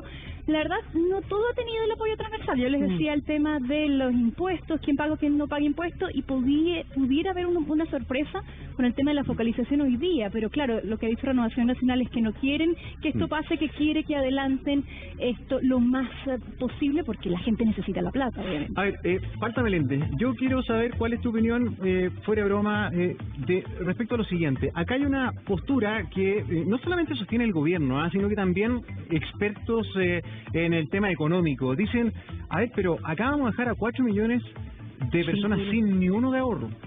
Sin ni uno de ahorro. Estamos dejando desprovisto el sistema. Además, esto puede ser injusto porque le abriríamos la puerta a personas que a lo mejor no lo necesitan en la misma chance que uno que sí lo necesita. Esto debería ser focalizado. El que perdió la pega, por ejemplo. ¿Qué te parecen esos argumentos en contra? Sí, bueno, el caso mío, yo retiro mi segundo 10% y me quedo sin nada. Ya. ¿Tú te quedas sin ahorros? Sin ahorros. ¿Y qué piensas hacer para tu futuro en tu vejez? Bueno, yo voy a echar mano a algunas propiedades que tengo. Ya, tú tienes una inversión de propiedades. Una pequeña inversión. Bueno, yo en lo personal lo vuelvo a decir, yo me voy a vivir a España. Afuera, claro, cambia el panorama. No voy a estar en el sistema chileno. No es el común de la gente. O sea, afortunadamente tenías una cartita bajo la manga y tienes cómo salir. Y pese a todo, igual quieres sacar el 10. Ahora, sí, yo lo voy a sacar porque me voy y lo necesito para sobrevivir este tiempo que me queda, digamos. Y señora Jessica, a ver, ¿usted considera que la gente debería poder tener el poder de tomar la responsabilidad de lo que es la jubilación en sus manos? Porque en definitiva acá nos obligan a cotizar todos los meses y con eso entonces el Estado dice, y así vamos a financiar los últimos años de vida de cada uno de los chilenos. Pero debería ser la gente, cada uno de nosotros, como usted decía antes, es mi plata. Claro. Exactamente. Exacto. Yo creo que sí, porque además de ser mi plata, es una plata que me entregan y que yo he depositado, o sea, es fruto de mi trabajo. Y que grandes empresas han trabajado con mi dinero y han rentado, o sea, ellos han ganado millones y millones y yo ni siquiera tenía el derecho a pedir un préstamo. En la AFP le prestan la plata a todos los bancos, mi dinero se lo prestan al resto de los bancos y cuando yo voy no me prestan ni uno. Hay que recordar, sí, que el sistema chileno no es el único que obliga, o sea, la filosofía de los sistemas previsionales en el mundo es obligatorio porque el ser humano, todos en general, todos, claro, no ahorraríamos porque siempre tenemos otras prioridades. Pero vamos a ver qué está pasando en los pasillos del Congreso. Hemos escuchado lo que pasa en la sala, estamos afuera con Gino Costa, pero adentro de los pasillos está Kevin Felgueras, periodista de 24 horas. Kevin, cuéntenos por favor y explíquenos cuánto rato le queda a esta discusión, cómo se viene la mano, cuánto hay que esperar. Oye, primero un saludo le quiero decir a Gino, si me está escuchando, le voy a llevar un café, porque afuera hace harto frío y la discusión está bien acalorada, hay que decirlo. Gino, o sea, perdón, Kevin, ¿sí? ¿Puedes prender el micrófono porque estaba hablando por el zapato? Se escucha. Se escucha el ambiente de la cámara, pero no el micrófono. Ahí sí. ¿Lo prendiste? No, sí, igual. Está prendido. Vamos a solucionar entonces el tema del audio, Kevin, para que nos puedas contar. Y ya le estamos diciendo a Gino que le vas a llevar un café porque está helado afuera. Eso. Volvemos contigo de inmediato. Volvemos en un segundito cuando hayamos solucionado el tema del audio. Ya, oye, Gustavo Becerra también sigue conectado. Gustavo, ¿qué te parece a ti cuando se habla precisamente de lo que conversábamos con Jessica y con Parta, de que el sistema, o que 4 millones de personas van a quedar sin ni uno en el ahorro? Y esa es una de las preocupaciones de un sector. O sea, hay mucha gente que va a quedar sin ahorro para su vejez.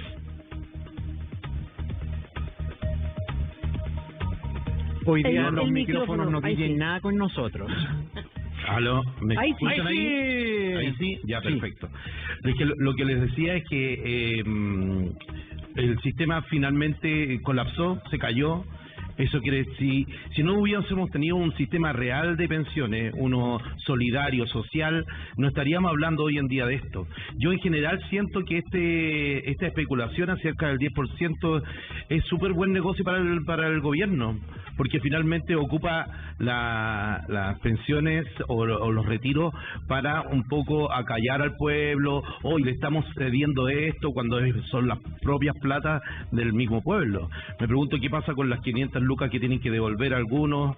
Entonces hay una diferencia de línea editorial espantosa, en el cual, por ejemplo, se les pide un perdonazo de 1.400 millones de penta y se le está pidiendo cárcel hacer la obra a las personas porque no tengan que devolver las 500 lucas. Entonces me parece que hay una dicotomía importantísima, hay una deuda gigantesca. Yo de verdad siento que es una especulación esto del 10%, creo que es un levantamiento mediático simplemente para decir que se está trabajando en el Parlamento y de verdad creo que hay algo que va mucho más allá, que tiene que ver con meter las platas de verdad. Justamente, bueno, estamos aquí también con el Palta Meléndez, con la señora Jessica, que me está pidiendo así, tiempo, por favor. Sí, ¿sabes por qué? Porque resulta de que lo que dice Gustavo, sí, es bien cierto. Además, yo pienso que el Estado y en especial el gobierno no se hizo cargo de los chilenos. O sea, si yo tuve que sacar mi primer 10% y ahora tengo que sacar mi segundo 10%, es porque el Estado no se hizo cargo de una pandemia y de una situación que en más de 100 años tenía registro.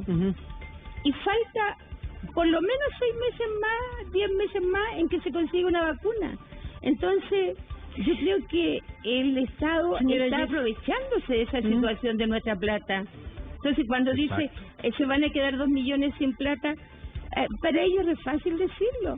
Pero, ¿qué pasa con nosotros? Ya, ¿y qué pasa justamente ahí? Usted decía que tenía más de 90 millones ahorrados, ¿verdad? Que se habían repuesto. Si se hace un sistema solidario, colectivo, ¿usted estaría dispuesta a que esos 90 millones se repartieran entre todos, fueran un fondo común? Por supuesto. Si todos lo hacemos, yo lo hago.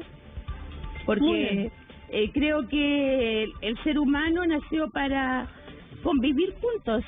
Y desgraciadamente lo único que hacemos es pelearnos unos con otros y finalmente estamos en esto, o sea que nunca llegamos a ningún acuerdo que sirva al otro. Sí, pero tampoco son exitosos los sistemas de reparto. O sea, no hay muchos casos de éxito de sistemas de reparto tampoco. Es la gran discusión que hay.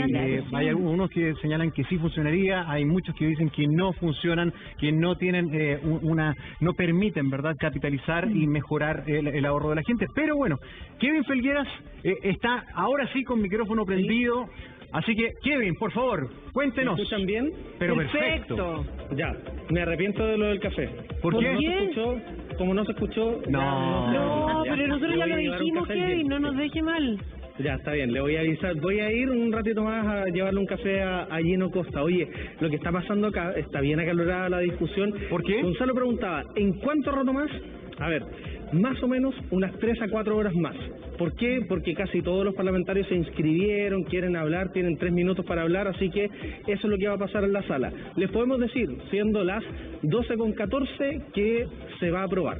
Eso va a pasar. ¿Por qué? Porque ya están los votos, y no solo votos de la centroizquierda, sino que además votos que nunca habríamos pensado que iban a estar, como a ver ¿quiénes te del sorprenden? diputado Juan Antonio Coloma, de la UDI, que fue súper crítico. Juan Antonio Coloma. Tal cual. Recién nomás, y ustedes lo pueden ver en mis redes sociales, lo subí a Twitter recién, un video que logramos capturar en el pasillo del Congreso, donde el diputado Coloma confirma, y también lo hizo a través de un video en Facebook, que él va a votar a favor de este 10%. Eso es bien sorpresivo. Sí, tal cual, súper sorpresivo, porque en la UDI habían sido el partido más crítico, más que más ha cuestionado este retiro. Sin embargo, varios parlamentarios de la UDI han dicho que van a votar a favor. Coloma, Juan Antonio Coloma Jr., digamos, el diputado, él en el primer retiro no lo apoyó. Particularmente en el primer retiro, él estuvo en contra, y no solo estuvo en contra, fue uno de los más críticos, diciendo que esto afectaba a las pensiones, que esto era regresivo. ¿Y por qué cambió de opinión? ¿Por qué cambió de opinión, Coloma? Espera un poquito, porque Gino Costa lo tiene. Está con el diputado Coloma. Adelante, Gino Costa. Oye, equipazo estamos haciendo con Kevin Felgueras, porque justamente está acá el diputado Juan Antonio Coloma, diputado. Estábamos escuchando justamente la opinión, el voto que usted tuvo en el primer retiro del 10% que estuvo en contra, ahora a favor. ¿Qué pasó? ¿Qué lo hizo cambiar? Sí, primero decir que no ha llegado el café que te prometió Kevin. No, sí dijo que en un ratito más. Segundo, nosotros hemos tenido durante todo... un ratito más. Ya llegará el café. Está lado. No, decir que creo que uno nunca puede dejar de escuchar. Aquí hay que escuchar mucho, hay que conversar mucho, y yo creo que que este proyecto, hay que ser honesto, va a tener consecuencias para las pensiones, y eso lo quiero decir. Y yo espero que la aprobación en la Cámara de Diputados de este proyecto, el segundo retiro del 10%, permita también, en forma bien mayoritaria, avanzar en el Senado en la reforma del sistema de pensiones. Creo que no podemos seguir haciéndonos los tontos con un proyecto que lleva en el Senado paralizado más de un año y que obviamente se requiere con urgencia, sobre todo que ese proyecto aumenta el porcentaje de cotización. Por eso, y como una señal también de decir, ¿sabes qué más? Aquí tenemos que dejar las eternas peleas entre izquierda y derecha, empezar a buscar acuerdos, que es lo que nos dijo en forma clara la ciudadanía en el plebiscito del 25 de octubre. Y bueno, empezar a buscar esos acuerdos significa también estar dispuesto a salir algunas veces de trincheras. Y yo espero que eso también permita que en el Senado se ponga en discusión, se vote y lleguemos a un acuerdo en sistema de pensiones. Porque esto, seamos honestos, esto va a aliviar especialmente a la clase media, sí, pero también si no somos capaces de apoyarla en el mediano plazo para sus pensiones, estas se van a ver perjudicadas. Se van a ver perjudicadas. ¿Por qué vota a favor? Siendo súper enfático. Por dos cosas. Primero, porque hoy día hay una parte muy importante de la clase media que ha recibido el bono, sí, que quizás algunos han recibido el IFE también, pero que no les alcanza para llegar a fin de mes, y eso es una realidad. Me ha tocado conversar con muchas personas que trabajaban como garzones, que trabajaban en una tienda comercial, que ganaban principalmente por comisiones, personas que tenían contrato por el mínimo, pero que ganaban también más recursos a través de las ventas, bueno, y todo eso hoy día están prácticamente en el mínimo, y ellos no están llegando a fin de mes, y eso es una realidad que no hay que dejar de ver. Ahora, como sabemos que esto va a tener repercusiones, es que también le pedimos urgencia al Senado para tramitar pensiones. Esto va a aumentar en un 6% la cotización. Para mí el ideal es que el 6% se vaya directo Diputado Coloma al trabajador, para así también en el mediano plazo recuperar en parte este retiro que van a hacer todas las personas que quieran, especialmente espero honestamente también que sean las personas que han visto reducidos sus ingresos, pero eso ya es decisión de cada uno. Diputado, sí, buen día, buenas tardes ya. ¿Sí? ¿Por qué cambio de opinión? ¿Por qué en el primero no estuvo por aprobar el retiro del 10%, ahora sí lo hace, considerando que su partido no está de acuerdo con esto, el gobierno, su gobierno tampoco está de acuerdo, el ministro de Hacienda dice que es una pésima idea? ¿Por qué usted cambió de opinión? ¿Por qué vota a favor? A ver, cuando se votó el primer retiro no teníamos claridad exacta de cuál iba a ser la duración de esta pandemia, las consecuencias de esta pandemia. A mí me toca, así en muchas partes de Chile, en mi distrito, en Isla de Maipo, hoy día está en la cuarentena total. Y obviamente nosotros esperábamos salir antes de este desconfinamiento, esperábamos que la gente pudiese volver a sus puestos de trabajo, esperábamos también que el subsidio de empleo actuara con mayor velocidad, tengo que decirlo, y creo que también uno tiene que ver la realidad de lo que está ocurriendo hoy día en la calle, y esto es una verdad. A mí me hubiese gustado no tener que llegar a la situación que estamos hoy día para que no hubiese un segundo retiro, lo digo en forma honesta, pero atendía a las circunstancias, creo que esta señal tiene que permitir destrabar esto y al mismo tiempo iniciar una discusión rápida del sistema de reforma de pensiones, que no olvidemos, fue aprobada hace ya bastante más de un año en la Cámara de Diputados y hoy día está parado en el Senado. ¿Esto va a tener repercusiones en temas de pensiones si es que no avanza la reforma? Sí, y aquí hay que ser honesto, hay que ser transparente. Por eso, aquellas personas que no han visto reducido su ingreso, ojalá que no retiren el 10%, eso es una realidad. ¿Sí? Vamos de inmediato con la diputada Joana Pérez, que está junto a nosotros en la ADC, pero antes escuchemos al diputado Marcelo Díaz, que está hablando de la sesión de la Cámara de Diputados. Su licencia médica, porque el gobierno ya anunció que no va a renovar el IFE, porque los trabajadores de la cultura han sido abandonados a su suerte y no cuentan hoy día ni con ministra ni con ministerio, porque ni siquiera tenemos la certeza que el presupuesto que vamos a votar en los próximos días va a conseguir consignar medidas eficaces para ir en apoyo del presupuesto y la economía familiar, de las familias que necesitan urgente apoyo para subsistir, para hacer frente a sus deudas. La realidad socioeconómica como consecuencia de la pandemia no ha cambiado, no porque el gobierno esté implementando su plan de paso a paso. Eso significa que se han resuelto de manera mágica y misteriosa los problemas sociales derivados de esta pandemia, en pérdidas de empleo, de ingresos, de carencia de recursos. Y por la misma razón, este segundo retiro es fundamental. El diputado Marcelo Díaz, entonces, independiente, ex Partido Socialista, sabemos que va a votar y va a aprobar este segundo retiro, pero volvamos con Gino Costa. Él estaba en el exterior y estaba listo para conversar con una diputada. Gino. Sí, diputada Joana Pérez de la ADC. Diputada, ¿qué le parece este apoyo que está haciendo? Ahí, nos cambiamos un poco más transversal del primer retiro del 10%. Así es. Bueno, creo que a nadie le podría enorgullecer estar hoy día legislando para retirar de la propia pensión de los trabajadores este apoyo. Pero entendiendo que hoy día es necesario seguir apoyando a las familias, a diferencia de lo que piensa el gobierno, que ya no es necesario un IFE, un ingreso familiar de emergencia, donde tenemos comunas que siguen en cuarentena, que no han podido las personas salir a trabajar o generar ingresos, y ante la incapacidad del gobierno, yo creo que es necesario hoy día seguir avanzando en este proyecto. Lo digo de verdad de manera lamentable, porque a nosotros no nos debería enorgullecer estar apoyando este proyecto, pero producto de la ineficiencia del gobierno en poder llegar con apoyos concretos, donde tenemos sectores que están agonizando, como el turismo, como las pymes, donde las garantías bancarias no han llegado, ni el Banco Estado, ni otros bancos con esas garantías que hemos aprobado, obviamente que se necesita acompañar este retiro. Yo me alegro que hayan parlamentarios del oficialismo que estén disponibles, porque nos ha costado hacerlos entender también, y lo digo de verdad, de manera fraterna, la realidad, y me alegra que el diputado Coloma dice que recorre nuestros territorios, ¿cierto?, así como otros, porque así como en Biobío, Arauco, Lota o en otras localidades, se está pasando muy mal.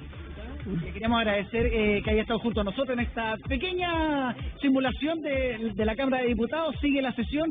Diputado Juan Antonio Coloma, muchísimas gracias. Diputada Joana Pérez, muchas gracias por estar con nosotros. Seguimos presentes acá en el Congreso Nacional para ver cómo avanza esta sesión y la votación del segundo retiro. Grande, Gino, muchas gracias. Kevin Felgueras está llamando también.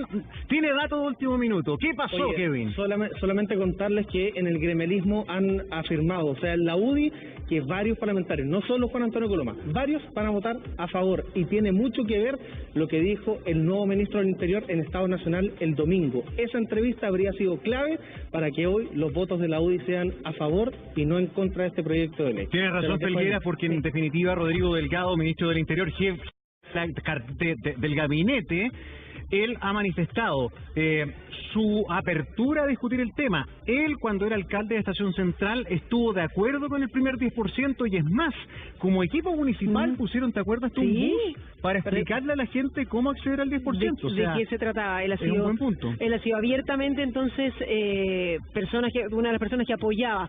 Ahora, Kevin, ¿hay cierta campaña respecto de el rechazo, de convencer a las personas que rechacen respecto de lo que se va a votar, se está votando hoy en la Cámara de Diputados? Es bien impresionante, Carola, porque cuando hacíamos el despacho para Canal 24 Horas a las 10:30 de la mañana, les decíamos, nadie que estuviera en contra ha querido hablar durante esta jornada. Habló hace un par de minutos el diputado Jorge Alessandri, que también es de la UDI, es el único que ha querido hablar. El resto están bien guardaditos, bien callados, porque al parecer van a ser una minoría bastante pequeña en esta jornada. La mayoría va a aprobar este segundo retiro de fondos. A mí me llama mucho la atención la argumentación del diputado Coloma, que en general es bastante ordenado en el voto de la UDI, es más duro, pero él hace una crítica a la gestión del gobierno en las ayudas. Coloma, UDI hace una que dice, el IFE no está, y el subsidio al empleo ha sido mucho más lento de lo que se pensaba.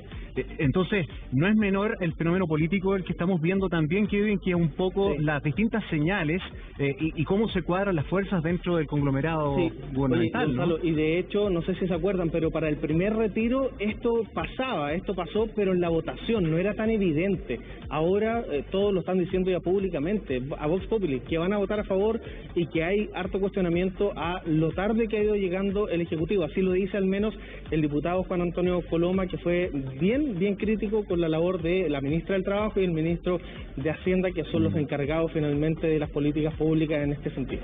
Oye, volvamos con nuestro analista Kevin, muchísimas gracias. Vamos a seguir, por supuesto, conversando contigo, pero en este caso queremos ir con Max Quitral de nuevo. Max, ¿qué opinas tú respecto de esto? Que hay votos de la UDI entonces que están aprobando este 10%, y mucho se habló también de esta letra chica, estas características que son necesarias para este segundo retiro.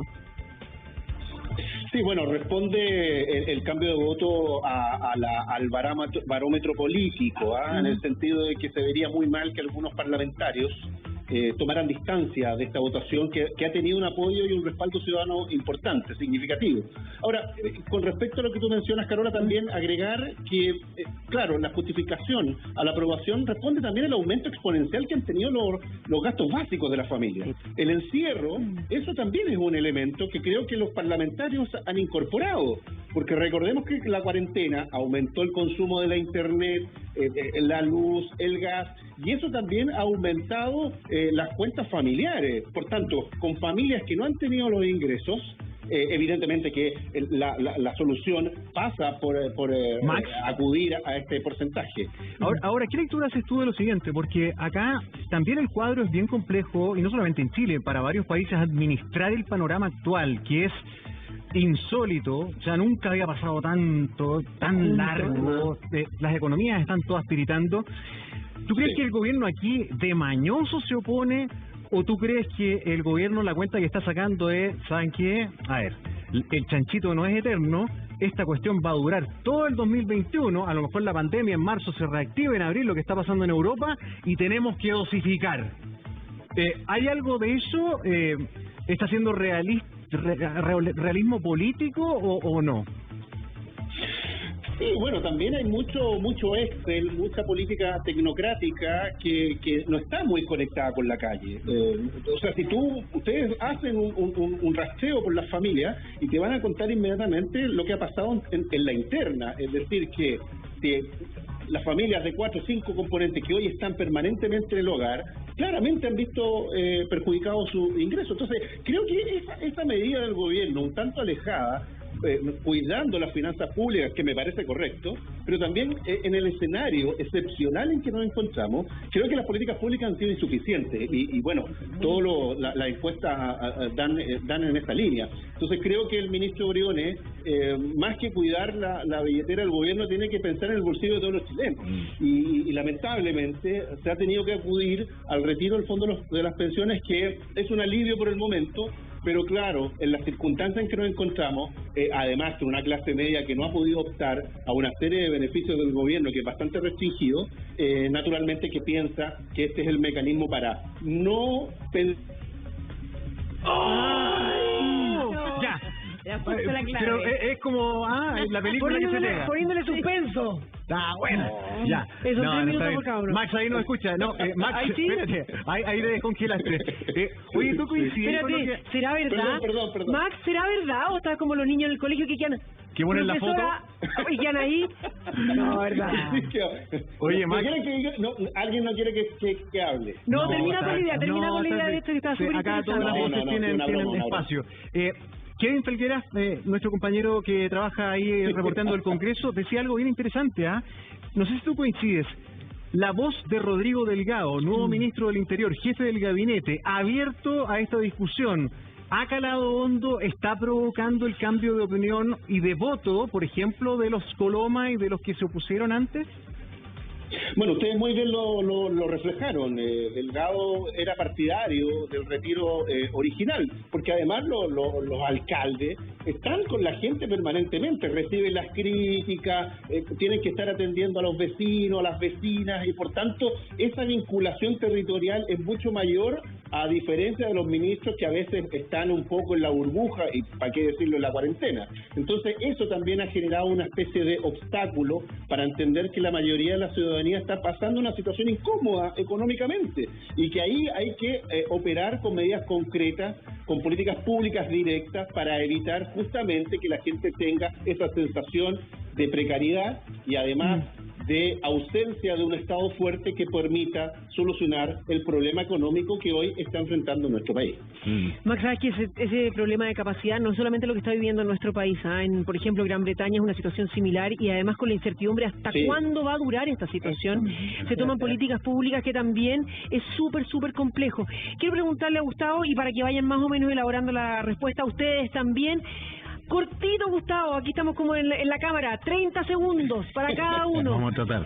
Póngale empeño. A ver, si hubiese la posibilidad de que el Estado le diera plata, le diera un recursos, un bono, a aquellas personas que no están con pega, que lo necesitan urgente, como es el caso tuyo, ¿tú retirarías tu 10%? Por supuesto que lo retiro, por supuesto, de todas maneras. Pero creo que nos quedamos aún muy cortos, el gobierno se queda muy corto con todo esto. De verdad siento que es una especulación. Yo le puedo decir a la gente que ya ese 10% está asegurado, que hay que ir por más. Si esto va a pasar a la otra Cámara y también se va a aprobar, es un muy buen negocio para el gobierno, está claro. ¿Palta? Eso creo yo. Qué buen respeto a los 30 segundos, muchas gracias, Palta. Sí, yo creo que retiro todos los fondos. ¿Todos? ¿no? Todos. Ya. Pues que tú te vas a decir. Ya, o sea, al final la clase política está con los bolsillos llenos de plata, pero con el corazón vacío. Ya, el sistema es lo que a ti no te acomoda. Señora Jessica. No me acomoda. Señora Jessica. A mí no me acomoda el sistema, pero si bien es cierto, yo no me voy a ir como el Palta Meléndez. Voy a tener que seguir aquí. Entonces, no sacaría mi fondo, pero sí me gustaría dejar de manifiesto que el gobierno ha estado muy por debajo de lo que se esperaba, muy por debajo de lo que Chile necesitaba. La plana política está pero totalmente desconectado de lo que sucede caso a caso. Jessica, ¿y tú percibes que esta ha sido una falta de lectura y de sensibilidad de este gobierno en particular, o es esto algo que tal vez podría ser percibido como un fracaso del Estado? Cuando empezamos a recordar que la necesidad de tener un sistema previsional bueno, digno, eficiente, mejor, viene discutiéndose por lo menos 3 gobiernos. Sí, pero resulta de que yo creo que, si bien es cierto, hemos discutido sobre lo que significan las pensiones, en la forma, la cantidad y todo, pero todo esto nace a raíz de la pandemia. Y es ahí donde el Estado está al debe. O sea, si no hubiese sucedido esta gran pandemia, muchos chilenos ni siquiera se enteraban de cuánta plata tenían en su AFP, por ejemplo. Muchos chilenos ni siquiera saben cuánto le están cotizando. Además, hay unas malas prácticas de parte de los empleadores de cotizar por el mínimo y ofrecer otro sueldo. Entonces, son prácticas que han quedado al descubierto, pero no porque estemos pensando en las pensiones. Ha sido por una raíz emergencia de la contingencia de la pandemia. Es verdad. Este tema no sale a relucir porque, que somos buenos, vamos a empezar a pensar en el pueblo. No, es al revés. Sí. Bueno, el pueblo se tuvo que manifestar para poder comer. Es cierto, y es un fracaso de la política, pero desgraciadamente es muy humano, y es lo que esperaríamos falta que la política resolviera de otra manera, porque parece que nos acostumbramos a poner el lomo de toro para que no hayan accidentes después de un accidente, o el semáforo viene después del accidente, ¿me entiendes tú, no? Y no hay anticipo, a los problemas. Así, bueno, el reflejo de la cultura del abuso que se instaló por tantos años y que hoy día se ha destrabado por esta inmensa necesidad pandémica. Y hoy día estamos todos ahí a expensas nomás. Si al final esta cultura nos tiene a todos a mal haber con un pesimismo importante. Ya dejamos de creer, como usted decía, hay que manifestarse para lograr. Todo esto se ha logrado gracias a las manifestaciones y a la pandemia. Si no es por la pandemia, las AFP siguen abusando y siguen tapando todo esto, que gracias a Dios hoy día ya, bueno, estamos a corta retirar el segundo 10% y tener más beneficios. Oiga, llevamos 2 horas y media de discusión, o llevan más bien en la Cámara de Diputados 2 horas y media de discusión. Se sigue entonces estos 3 minutos por cada uno de ellos, todavía no se vota. Por eso están discutiendo. Pero Gino Costa tiene también ahí opiniones en la puerta del Congreso. Nos ha generado ya debates, opiniones encontradas, y ahora entiendo que está con un diputado que le molestaba esto de las características distintas, las diferencias que hay entre el primer retiro del 10% y este. Don Gino, ¿con quién está? Claro, diputado Jorge Durán, RN, diputado Gabriel Silver, DC. Diputado Durán, parto con usted. 30 segundos para cada uno. Hablábamos fuera de cámara. Usted me decía, mira, hay un apoyo transversal, pero tengo temor. ¿De qué tiene temor? Bueno, tengo temor que persistan algunos colegas en tratar de meterle letras chicas, en tratar de meterle indicaciones. eso no ayudaría al que el segundo retiro pueda llegar a las personas más necesitadas. Mucha gente me dice a diario, oye, las medidas del gobierno se agradecen, pero ves que postulo, quedo fuera, por una cosa o por otra. Entonces la única alternativa viable, que no tenía letra chica, que no tenía segmentación, que no tenía focalización, era el primer retiro. Y ahora el segundo retiro sería la salvación para las personas que no tienen cómo llegar a fin de año. Pero si persisten en el error de tratar de meterle indicaciones, de tratar de meterle letra chica... Esto se alarga, ¿no? Esto se alarga, no solo se alarga, se entorpece, vuelve a comisión, se demora, no alcanzaría a estar de aquí a fin de año, y lo peor, que justamente dejaríamos fuera a muchas personas que han quedado fuera de todos los beneficios del Estado. Estuvo ahí un encontrón con el diputado Torrealba, ¿no? Recuerdo yo por ahí, no olvido eso. Por eso andamos con máscara. Con el cubo facial. No, la verdad que todavía no... Todavía no conversamos y la verdad son diferencias profundas por estas mismas cosas, el no entender lo que está pasando con el Chile que sufre, el no entender que hay mucha gente que ha quedado fuera de esta segmentación, de esta focalización y que la gente lo pasa mal. Entonces a veces cuando uno se apasiona por defender a la gente, por defender a las personas que nadie escucha, uno se apasiona y se generan problemas. Diputado Gabriel Silver, yo quiero que se la juegue.